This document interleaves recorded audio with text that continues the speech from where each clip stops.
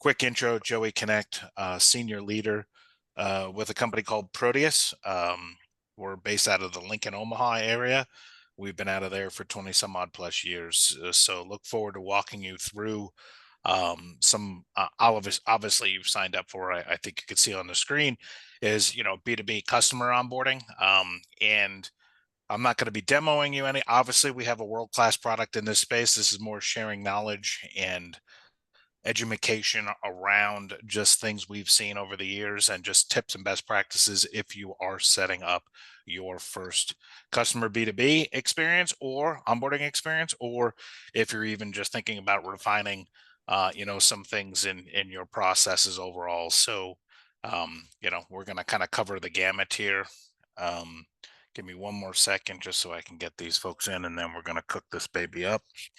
um, some of you have been on some of our webinars before. You'll see I'm pretty casual.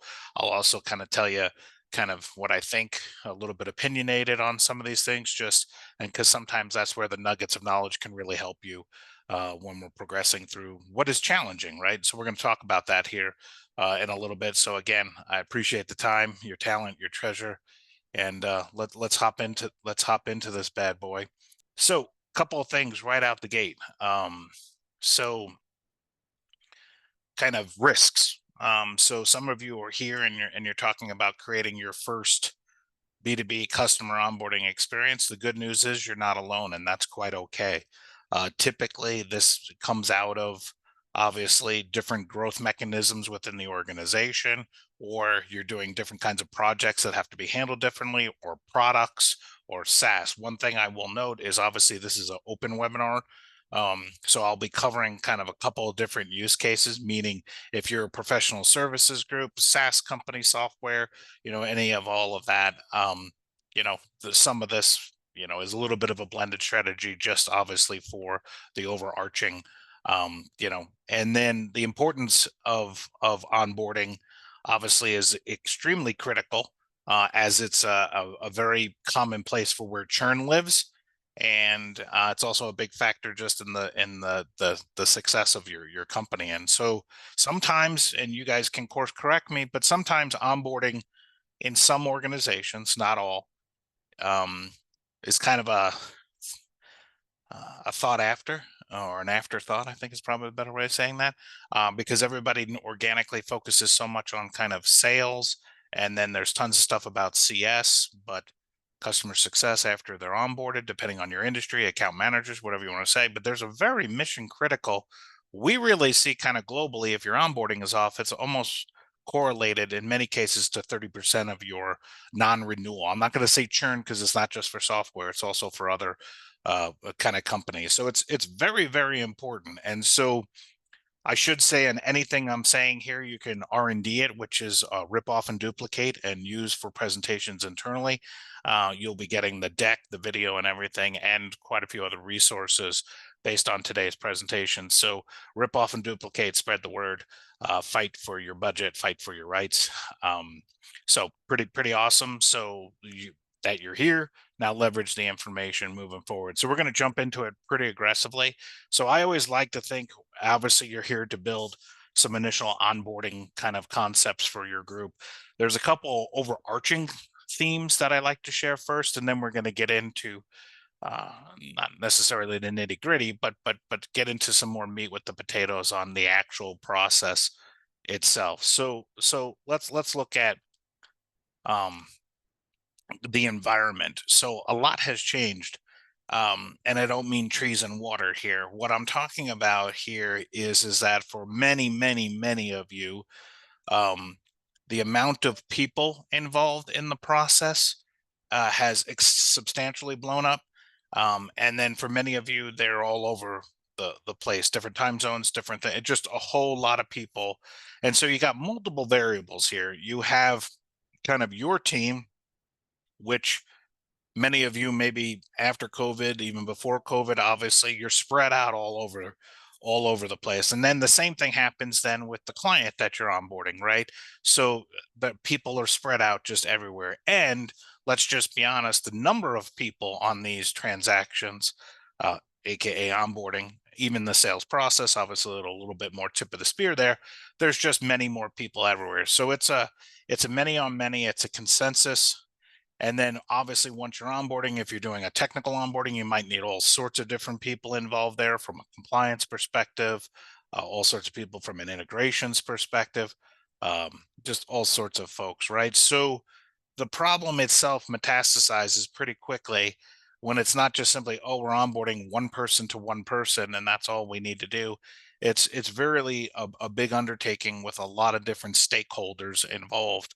Now that negative of many stakeholders can also be a benefit, and I'll show you here in a little bit of how to optimize your onboarding as you start to look at this. And we're going to talk about this more about breaking down the people and their roles and their personas, because that's a key wink wink of helping you when you're cultivating your first onboarding. And again, I'll, the classic KISS theory, going to try to express that a lot of times you can do very simple, and then my terminology is typically Kia, Camry, Cadillac, and so you can expand over time, obviously, but you don't want the paralysis through analysis of trying to perfect your onboarding, your first one. It's more putting it out and then quickly refining and talking to your customers, and always continuous improvement. So don't be nervous, because the benefits, even just doing some of the things I'm talking about here, can substantially benefit your organization. But again, stepping out, one of the headwinds against onboarding right now, and why it's silos and all sorts of communication issues and challenging for a lot, is just the number of people in the ecosystem of this. So that's the first thing you need to think about, and we'll break this down more, but it's is one of the leading indicators of that challenge. The second piece to this is typically for many of you, um, during your onboarding, assuming this isn't a self-directed onboarding, sometimes they are, that's fine, but many of you here are probably experiencing or trying to create an onboarding experience that has a lot of data and information moving back and forth, right? So you got your internal environment, and maybe you're using some of those tools, and then you got the client, your new client, obviously, as you're taking them through your onboarding experience, they have a ton of data and information and stuff on them. And you got to be able to move all of this data back and forth. And we'll talk about that a little bit, because a lot of times the movement of data is also a bleeding point in onboarding also, and not verifying it and not approving that the data is good for, especially if you're a software group or something that requires configuration equipment. We have clients obviously in all these different verticals. So I'm just expressing to you obviously some blue herrings that probably will come up in your journey to consider. All right. So the people, and then a lot of data and information. So what are the challenges right now for many of you on the screen? On the screen, I have many of the challenges that are facing. And so the derivative or driver of you looking to create your first onboarding experience probably floats in one of these areas, and or a combination of all of them plus. And so if you're reading the screen right now, and I'll kind of quick go through these, but if there's another reason or big challenge that you're trying to solve, don't hesitate to message me in the meeting. Obviously, I can't address it as we go through this, but I will post and send you ideas, because we pretty much come across obviously almost everything. But there's typically an element of efficiency that you're looking to create, reproducibility that you're trying to create, consistency. I think maybe I said that already. Visibility. I always joke, it's really like everybody wants all the abilities, whatever those are: accountability, visibility, customizability. Go with it, right? Say it strong and keep going. But the point here is that as you continue to do more onboardings, and the demands of the customers become that much more important, not that they're not now, but obviously more complicated, you're needing to create an ecosystem and a process to basically drive repeatable results, right? And then of course visibility on top of those, and consistency, as I mentioned, right? All of these things. So these are typically the driving indicators of when you're starting to think about, okay, maybe we were onboarding one client a year or two or whatever it is, and now you're like, in order for us to scale, in order for us to be better at delivering value to the customer faster, drive more revenue, You're starting to hire people. Many times these things, when you're maybe a successful leader yourself and you're like, I got this onboarding, and you have kind of a recipe in your head and you've been executing that, but now you're like, hey, I'm hiring 2 more people and I need to transfer my recipe and my brain trust into a repeatable process. We see that a lot. So welcome to you on this call.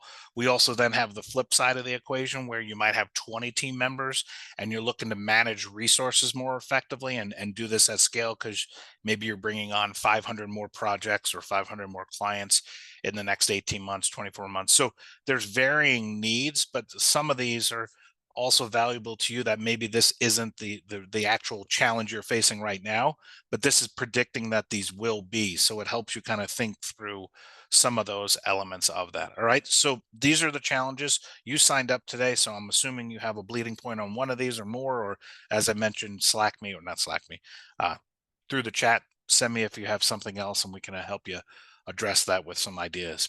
All right. So then let's dive in some high level kind of stuff. Obviously, you're here to create an onboarding experience. So why does it matter? Um, and I'm very adamant about these screens and just the attitude around the real business impact of these, because again, frequently it's overlooked and not given the proper amount of time and attention when it actually is greatly affecting the revenue cycle and directly affecting that revenue cycle with your clients. I've done other presentations that I'll include on this. Uh, I think we had over 300, yeah, something like that.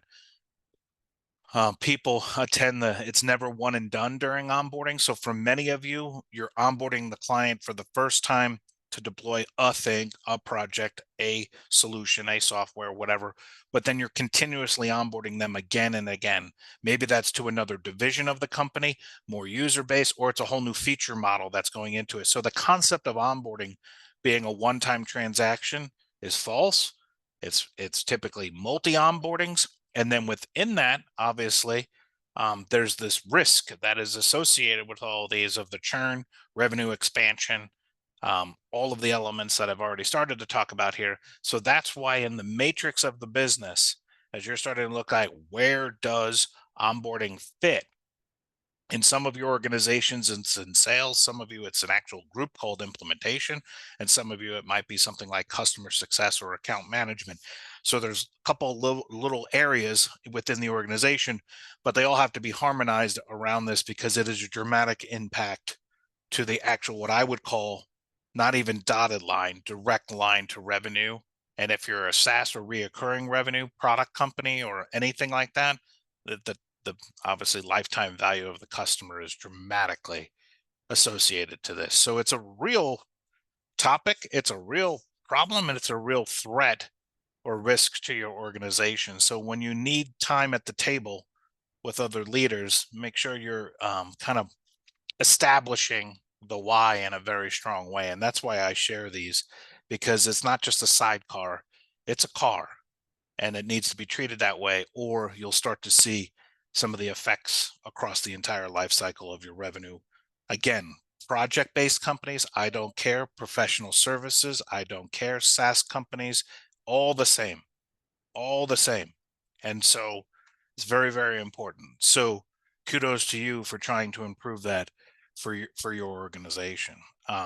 So we got the why, right? We're starting to understand some of the overarching threats. You got a complex environment, you got silos everywhere. If you want more resources on silos, check out our site. Like, we do many presentations on each one of these elements. Today, we're not deep diving on them specifically. I'm just trying to roundhouse for you some overarching. So, okay, so we're going to get into some things for first timers, or obviously you've done onboarding, I assume, at some level.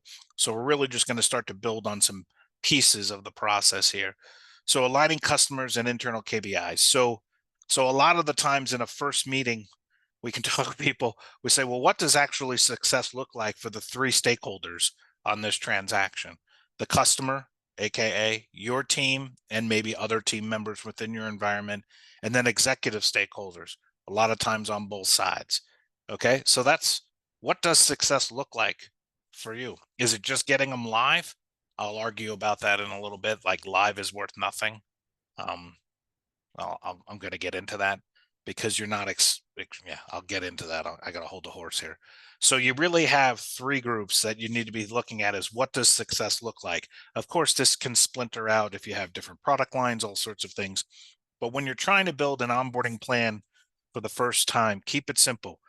Pick your most popular product and most popular customer type. So if you're a group that sells professional services to banks, or software to banks, or you're doing something with banks, pick that one first and go through this process kind of end to end. And then from there, if you also sell to credit unions and universities, you can then duplicate the concepts. But I always like to try to establish an end to end experience first, and all the things that we're talking about. And then from there, duplicate, and continue to expand that. And then couple trackable metrics, and I'm keeping this like stupidly simple here at the beginning phases. I like to drink the tea of about 13 metrics for onboarding. I'll include those in the follow-up email for everybody, or you can just go look on our site. It's in our insight section. I also did a webinar about it. There's about 10 to 13 that I really like to look after.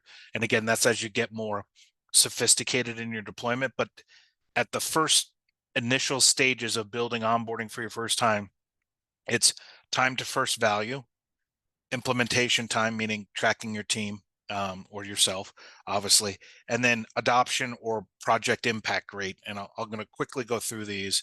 There's plenty more resources out there around these, but you like to have things measurable. So time to first value. So this is agreed upon, kind of related to above, which is what does success look like when a customer is being onboarded. Time to first value is not them going live or the project being delivered or whatever your approach is or product offering is. It's really when the client is actually starting to experience the value of what you told them you were going to help solve, right? At the core, companies buy stuff to sell problems. Sell problems. No, I hope they don't. That would be like the worst business ever. Um, basically, companies buy solutions, obviously, to help them grow, cut efficiency, right? Like whatever it might be, right? That's the value you're actually delivering. And so, when are they starting to experience that value? And I'm going to talk about the timing on that value and some tricks on how you can maybe show value earlier in the process than maybe waiting a whole 6 months or whatever that might be. Okay. Then there's efficiency, trackable metrics, right? So how much time are you putting into the onboarding? And this can be relatively rudimentary at the beginning, right? But again, just start, and then from there you'll get better. And I'm going to give you a trick about implementation time, also a pro tip on that, on how to control that with basically onboarding creep, and we'll talk about that. And then adoption, clearly kind of related to the first one, but it depends on your industry. There's adoption if it's user accounts, obviously projects, or other. There's kind of an impact rate, which is like an ROI kind of tracking. So you want to move fast to these because you want people to be successful, and then they're going to buy more from you, and then they're happy, right? So onboarding goals, keep it simple. KISS theory. We can get all fancy later on, but that's where I'd start. The other piece of this, and this is a little bit of a divergent, but it's really not. Um, this is frequently missed in onboarding considerations. Is the basically the emotion, or um, how your client is feeling about this new onboarding that you're talking about. So this is frequently just overlooked because it is consumed in the fact that you're like, well, we're onboarding this customer, but you also want to know this is how your customer is also feeling. There's a lack of trust. They don't know you. Frequently, there's a lack of, why are we even doing this? This was bought by the C suite, not by the front line. And so, why are we even doing this? I have too much on my plate already. I'm sure you know by your product and by your vertical. So, some of the challenge you have in onboarding is it's not picks and clicks all the time and just give me this, give me that, dabba do, we're ready to go, rock it. You're also building trust and commitment to the process. If your solution is more complicated, this you even have to establish more trust and relationship and setting expectations which we're going to get to here in a minute. But I know on this call, everybody's got varying levels of complexity, but these are really how they feel. Okay. The they in this case is being your customer. So these are things to consider as you're mapping out the people in the process, like we were just talking about, the ROI or your measurement, and also understanding that this is how they are going to feel or fears they have before your onboarding. So you want to basically proactively try to dismiss these fears as much as you can during the initial stages of the onboarding. And I hope that makes sense to people. This is less about you right now. This is more about your client that you're onboarding. So the sentiment, the fears, what I call the hidden no's, the hidden failures, where this thing's going to blow up in 2 weeks. I'll talk about some of those things here on how to do that and how to unearth that. So some of it is art and some of it is science. All right. And nobody should be surprised about that. This is two businesses working together and then a bunch of team members. And unfortunately, you yourself have a scorn because some other product you personally onboarded into your own company failed and caused all sorts of a camp run amok. And so you also know kind of potentially how they're feeling. All right. Just a little bit of a sidebar, but it definitely affects. And you can, if you have the confidence and the moxie to do it, these are the kinds of things when you do your post onboarding survey, which we use surveys sometimes, but I prefer conversations because they can branch into additional unearthing of ideas. These are kind of things you can get out of your own clients because sometimes you have a specific vertical or other concern set. All right. So continuing on. So the onboarding journey, I could literally just do an entire presentation just on this. Like this one slide, we could talk for 16 hours, probably go to happy hour and continue that for another 10. So the point here, the important pieces here, is as you're thinking about your onboarding journey, these I would say are the most critical areas. Clearly, there's sub items on all this stuff. That's a no-brainer. But a lot of the times when we talk with new clients of ours or just in general as we're helping people just coaching and training and whatever is frequently they miss the first one and the last one, and then definitely they miss the pro tip, and I'm going to talk about that. So as you're designing your onboarding process, there's a lot of risk and failure that is generated out of an improper handoff process. And I'm just going to kind of try to, for the sake of a webinar, move quickly through these. There's literally, I have presentations on each one of these separated, but don't forget about that. The handoff is mission critical and it has to be done in an elegant way so that you don't miss the trust. I'll be frank, in a lot of companies I know that are selling, let's say your service is worth more than 50K, a lot of the times the implementation team is joining the last 20% of the sale.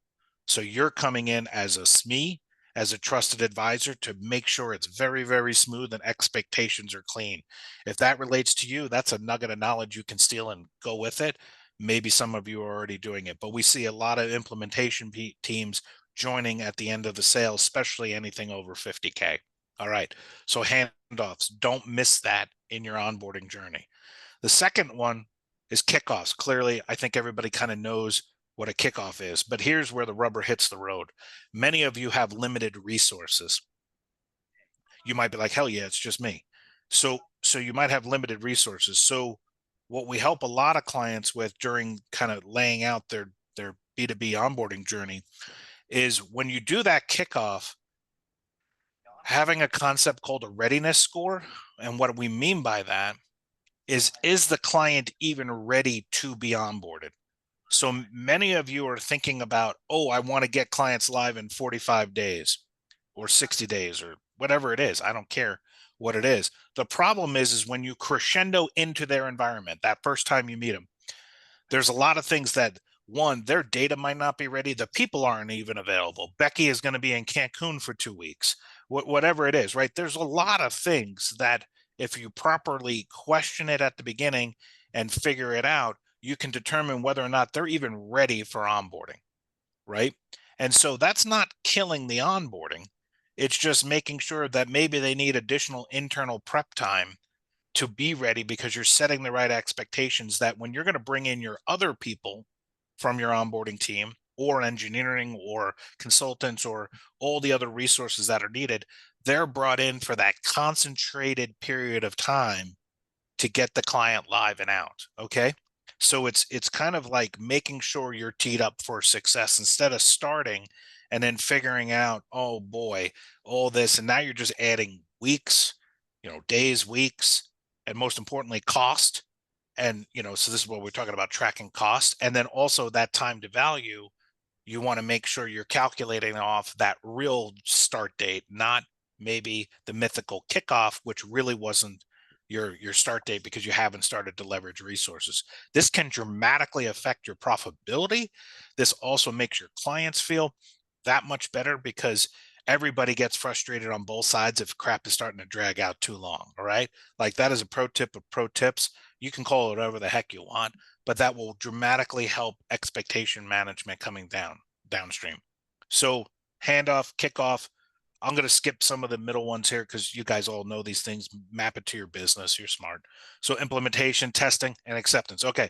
So testing, I said I'm going to skip it, but there's an important point on this one that I'm going to talk about a little bit later here, is creating a value transaction point midstream to get additional buy-in and leadership, and just, let's call it, emotional continued buy-in into your onboarding. Pocket that for a second. I'll bring it to the forefront here in a little bit. Enablement, go live. I don't care about go live. It's a milestone, but it's really not the most important one. It's really about getting to that time to value.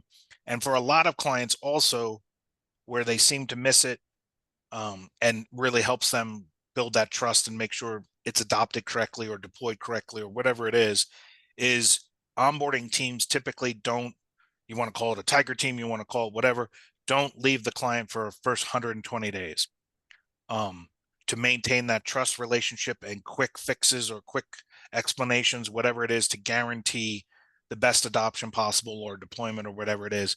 So really still owning that project or deployment for 120 days on the backside. Obviously, depending on the complexity of your tool, figure out which is best. But that's a real critical piece of the life cycle. Now, some of you after that 120 might release it then to customer success.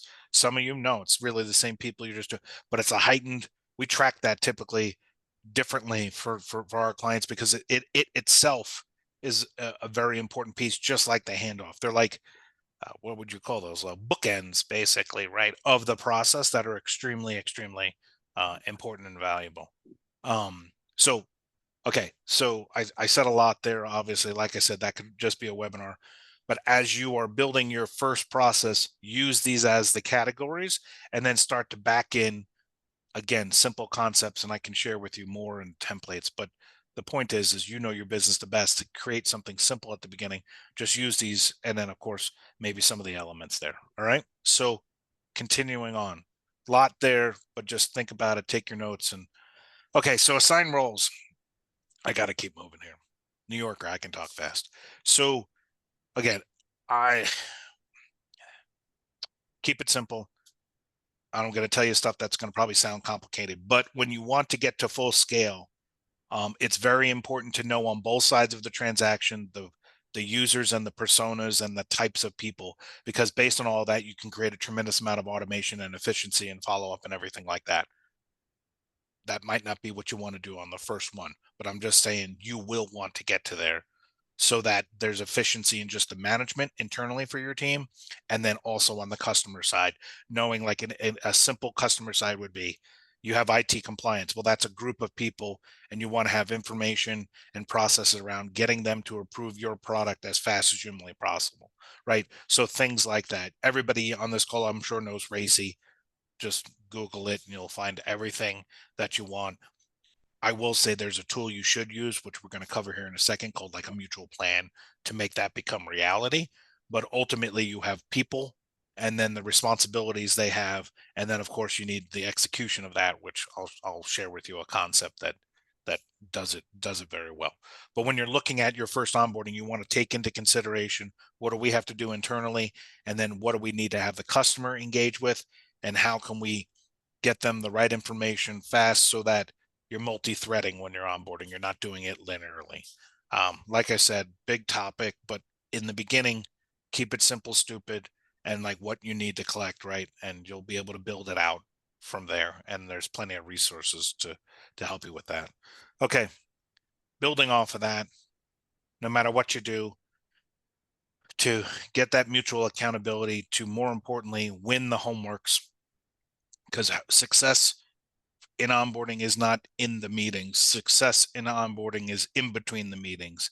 And so if you know your people, meaning the roles and the personas, and you know what needs to get done, then the next step you have to do is create complete visibility to that in a mutual plan. And the mutual plan is a whole concept, but it's based on being mutual, right? And overly communicating and setting the right expectations for both sides of the team members, because we're doing this together. They are a client of yours. You want to build that trust and relationship, and then take them through mutual plans. And the mutual plans can be, like a simple checklist. We obviously have a very robust program that is built into our solution set to do that. But ultimately, you have to create that visibility during your onboarding process and the accountability of that, so that you can continue to progress things along and drive that to success. Again, I would encourage, there's tons of resources on our site around the actual mutual plan samples, everything like that. But as you're thinking about creating your onboarding process, what are the steps, the categories we just went through, who are the people, and then what do we need from each side of the equation? I would do that obviously in a mutual plan type of concept, because it gets buy-in. You're getting verbal contracts. A verbal contract is you're on the phone with the client and you're saying, okay, your team is going to handle this, this, and this, and you're assigning it to Tiffany, Tommy, and Tamara, right? And so with that ecosystem in place, it's a guiding tool for both sides of the equation, for obviously accuracy and efficiency, but also the verbal contract of, we're doing this together. In between today and Friday, when we meet again, your team is going to complete this, this, and this. My team is going to complete this and this, and that's going to keep us on schedule so that we're good to go.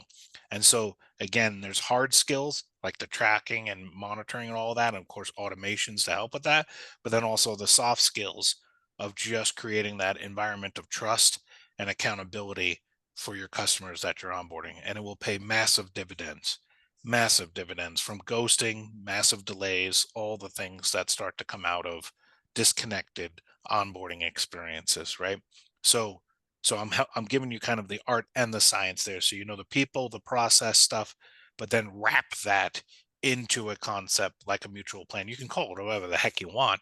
I'll show you one here at the end. But ultimately, it's not just the tool, it's the way you leverage the tool and the communication and collaboration around that to drive the accountability and driving you to success. So keep it simple again in the beginning, but this is where it's going to help kind of track that for you and really help you obviously with like all sorts of stuff, obviously from an operational perspective. Okay. So mutual plans. If some of you, I know I recognize some of the names, like you knew it was coming, like you knew I was going to say mutual plans, like when executed via mutual plans with all of the stuff included in them, is extremely, like literally life changing for most onboarding professionals and just business revenue. Okay, mutual plans. Have a centralized environment. You knew this was coming also, because obviously you got how many people, the environment we just talked about, obviously all the different people, all the resources coming in and out, all the files going back and forth, all the communication. And of course, you should have a mutual plan, all your recaps, all this stuff. It's 2025. So you need to have everything centralized. Every single one of you on this call has Netflix. I don't even have to ask you. I know you have it. And maybe some of you are going to be like, no, I don't. Well, you have Paramount, you got something. And why is that? You want on demand, you want all the information centralized for you. You want to know where things are at. I always joke, like any of you on this call right now, that orders a pizza. You can see it being made, hand tossed, thrown into the oven. You can watch it in the oven. You can watch it come out, get put in a box, thrown in a car, and watch it come all the way to your front step. And then you get a picture of it 8 seconds later saying it's at your front step for a $12 transaction. I think the expectation management and onboarding any of you on this call, your service, your product, your stuff, you would think the levels would be equally as high, right? And so getting everything centralized also helps with the velocity of the onboarding, the visibility of the onboarding, and of course, ultimately tracking and success there, right? So again, recommendation in the beginning, maybe you don't need it because you're just going to slowly get to this. But if you're wanting to hold others accountable and obviously have greater visibility around it, it's mission critical to do that. Okay. So, all right, accelerate time to value. So we talked about this a few times, and I'm going to give another pro tip here, because obviously in onboarding, you're ultimately in the trust game, right? And then creating success for them. And again, in the early stages for you, looking at just a couple of core metrics. Um, but the pro tip I'm going to throw in here is, some of you might be saying, "Hey, you know what, Joe? Like, I get the concept, but ours is a big deployment. It's just a lot of stuff going on. It takes our clients. We're in healthcare, selling, healthcare. It's a 3 to 7 month deployment, or it's a piece of hardware that needs to be installed, and that's great. I understand everybody's environment is a little bit different. So then I'm going to ask you to figure out, how can you create a crescendo moment much earlier in the onboarding process to demonstrate velocity, obviously good movement, but then also a whisper or a inkling of, wow, this is a super cool early win, and I can't wait till this is done with what you guys are doing. So let me let me give an example, and maybe this will help you unlock how you could add this to your mutual plan to generate value to your customers. So even ourselves, when we're onboarding our product Engage to a new client, very early in the process, we do like a mock event, like a fake event, which is basically showing end to end how we're going to help our new client basically use our tool to improve their onboarding. It's a little convoluted because this is what we do for a living, but you get the point. And sometimes that's just screenshots of what it's going to be like, or an actual true end to end, but it's not deployable yet. We're not ready to put that onto the first customer just yet, because the team is still obviously putting things together, but it shows the future. And I'm not being ridiculous by saying that, right? But it shows them an end state, END, an end state that is way better than they are today. It also facilitates dialogue and conversation of maybe even incremental improvements that can be done, or new ideas from leadership around that. But it really helps for you, an onboarding leader, to really get the momentum engine still going. A lot of positivity around what you're doing also allows you to get some feedback earlier than maybe at the end, which could also help you get some things across the line. And it reinvigorates the key decision makers, the check cutters, whoever paid for this, the leadership who has disappeared for the last month because you're starting your onboarding. It re-engages them to see, wow, not only did we pick the right vendor or the right consultant or the right whatever, I really feel confident in the direction of this. It's a win without actually being done live anything.